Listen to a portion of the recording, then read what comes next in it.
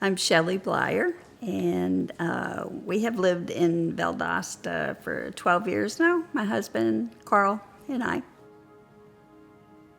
We have Renee right away. She was what I always wanted in my whole life. She was a beautiful baby, beautiful, full of life. And then Sabrina was born 8.5 years later, and she was always a good kid.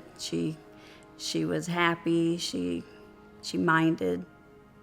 Carl was building his career with his working. He was so good at it that we moved a lot. We went from Chicago to New Jersey to California while Renee was in middle school, and she got hooked up with the wrong crowd. And I remember being upstairs in our bathroom in California and Renee having a bloody nose, and me really not thinking anything about drugs, but she was doing cocaine at the time in her house, and I didn't know. In 1988, Renee was 18 by that time. We tricked her into going into a rehab. She walked out, and we told her, she either go there or she's gonna leave our house. Well, she went home promptly and packed her bags and left. A couple of years later, we moved back to New Jersey. Renee wanted to stay in California. Renee moved back with us in New Jersey about 5-6 months after we had left her in California, and she hated it there. One of her friends came out to get her from California, drove cross country to get her, and off she went. They were going to go travel with the Grateful Dead. There was months would go by, and we never heard from her, and it was a hard time. And we never knew if she was dead or alive. But Renee came back with the friend that she had left with to go see the Grateful Dead, and they were going to get married now. They were living up in the mountains in California, making a lot of money, doing drugs, hard drugs. They ended up here in Valdosta. There was about 8 years ago that my husband and her husband at the time had a blow-up fight. And Renee ended up in the middle of the two of them, and that led to 4 years of us not speaking. We lived in the same area, but it's like Carl and I never tried to reach out to her, but Sabrina did. Sabrina always did. And Sabrina believed that she would be saved.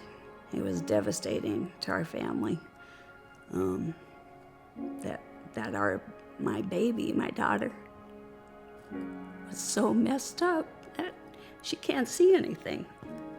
The 4 years were going by, and Renee finally was getting sick of how her life was, and she knew Sabrina was living a different way.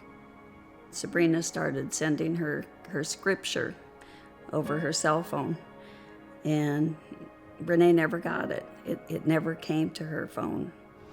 That night in my back room is when I was pleading with Jesus and pleading and begging, crying out to him, "You've saved, you've risen people from the dead. Jesus, please let Renee live." God let John 10:10 come through on her phone. The thief comes to steal, kill, and destroy, and I've come to let you live and live abundantly. And it's like, that's what got Renee. And our church was praying for Renee. They knew her, but she didn't know any of them. She got saved. She got baptized. She is living a wonderful life now. And she's engaged to a great man. It was a long struggle, but God had that plan all along.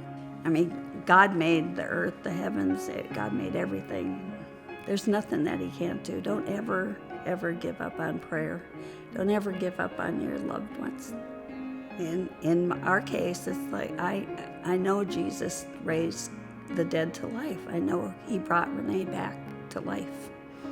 It was so messy. It was bad. And she is now here with us, happier than she's ever been. And Jesus did that. And he can do it for you.